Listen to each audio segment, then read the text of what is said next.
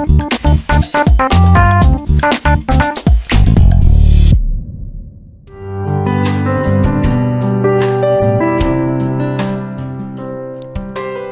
Highcell listener, jumpa lagi dengan saya Jus dalam podcast Highcell episode ke-6 dengan topik Conflict and Community. Podcast Highcell bisa kamu dengar melalui channel YouTube, Instagram, dan Spotify. Setiap episode baru akan tayang di setiap hari Sabtu. Tema gereja kita tahun ini adalah Growing in Community. Di episode 5 yang lalu, Lause Surya sudah bahas topik The True Community. Nah, di episode ke-6 ini kita akan lanjut bahas lebih dalam bagaimana memiliki komunitas yang indah dan mendukung pertumbuhan kita sebagai tubuh Kristus sehingga kita bisa menjadi the beautiful community. Dalam sesi ini nanti Lause Surya akan memaparkan lebih jelas dengan topik tentang topik conflict and community. Yuk kita dengar bersama.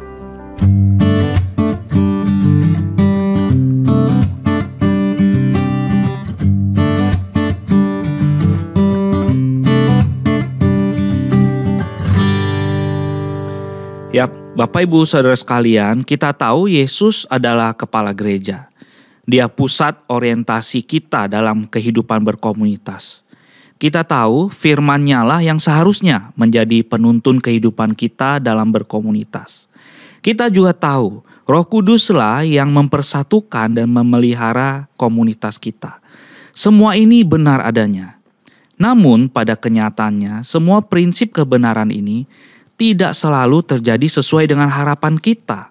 Ini tidak mudah untuk kita wujudkan. Setiap kita memiliki kepentingan dan kebutuhan pribadi masing-masing. Semakin besar satu komunitas, semakin beragam kepentingan dan kebutuhan yang ada dalam komunitas tersebut. Dan kadang-kadang sadar atau tidak sadar, beberapa di antara kita menganggap diri kita sendiri itu lebih benar, lebih penting dari yang lain. Sehingga pikiran dan perasaan seperti ini kemudian berkembang menjadi sikap dan perilaku yang merendahkan sesama saudara dalam komunitas. Dan bahkan berkembang menjadi mengabaikan kepentingan atau kebutuhan sesama saudara dalam komunitas. Bapak Ibu Saudara sekalian, bukankah seringkali hal-hal seperti inilah yang memicu konflik di antara kita? Dan apabila kita membiarkan konflik ini semakin berkembang, bukankah kita sedang meresikokan komunitas kita ada di dalam bahaya perpecahan? Nah, Bapak Ibu Saudara sekalian, fenomena sosial seperti ini juga terjadi di dalam kehidupan komunitas orang kudus pada masa pelayanan Rasul Paulus.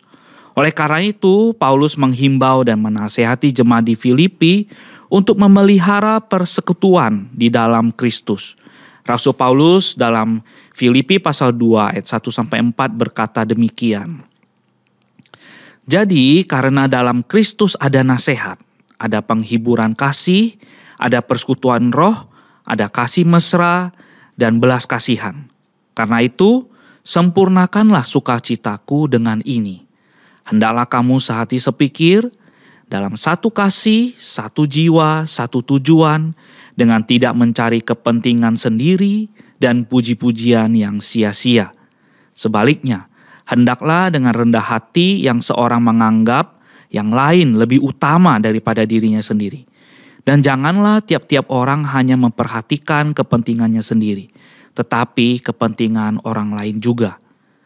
Dan Bapak Ibu Saudara sekalian, kepada komunitas orang kudus di kota Korintus, Rasul Paulus juga memberikan nasihat yang kurang lebih sama. Di 1 Korintus pasal 1 ayat yang ke-10, Rasul Paulus berkata demikian. Tetapi aku menasihatkan kamu, saudara-saudara, demi nama Tuhan kita Yesus Kristus, supaya kamu seia sekata dan jangan ada perpecahan di antara kamu. Tetapi sebaliknya, supaya kamu erat bersatu dan sehati sepikir.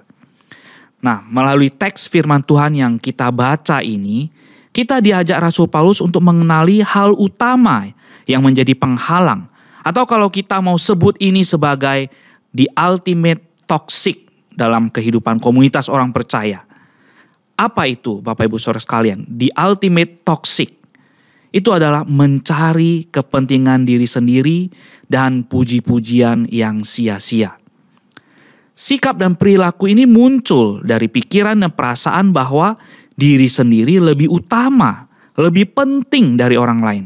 Akibatnya, orang seperti ini akan jatuh dalam memperhatikan hanya kepada kepentingan dirinya sendiri. Nah, Bapak Ibu Saudara sekalian, yang bekerja di balik sikap, pikiran dan perasaan ini adalah dosa kesombongan. Dosa kesombongan adalah pemicu bagi seorang yang mengembangkan pikiran dan perasaan bahwa dirinya sendiri lebih utama dari orang lain. Dosa ini mendorong seorang menjadi pribadi yang haus akan pujian terhadap dirinya sendiri. Ada keinginan yang besar untuk mendapatkan pujian dan apresiasi dari orang lain untuk dirinya sendiri.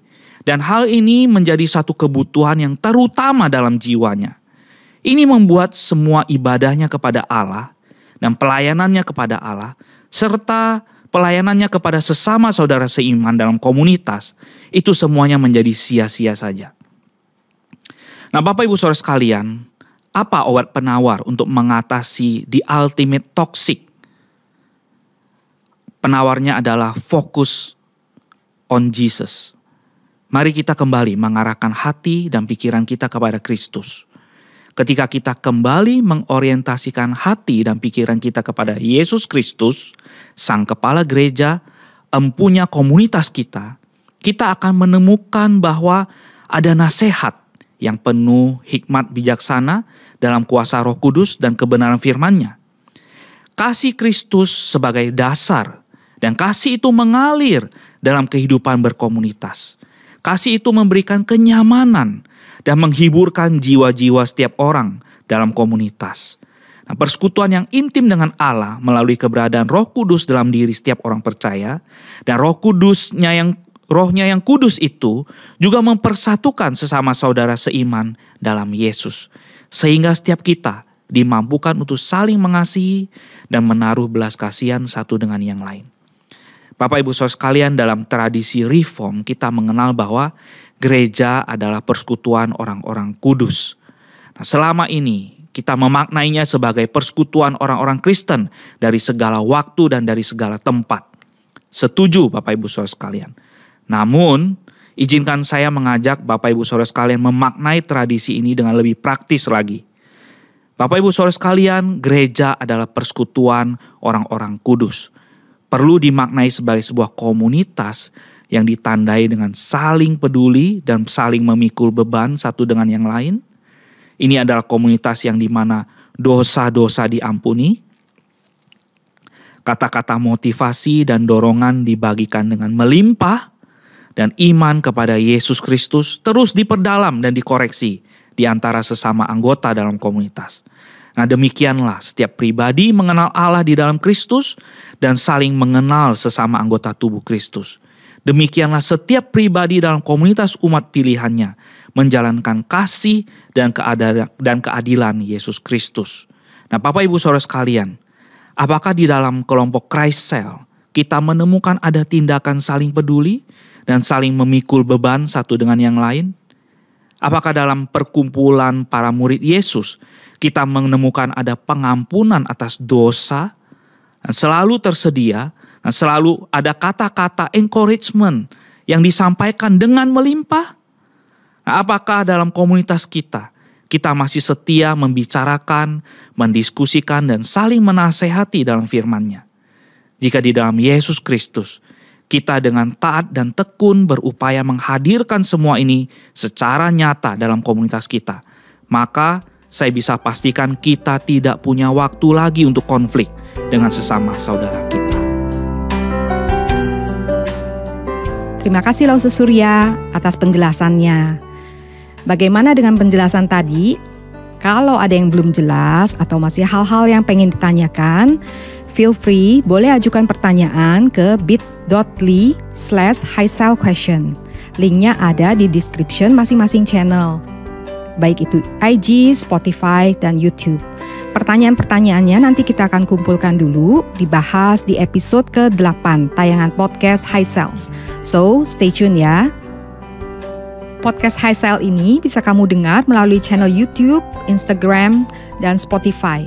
Setiap tayangan episode baru ada di setiap hari Sabtu. Thank you for listening. Sampai ketemu di High Cell berikutnya.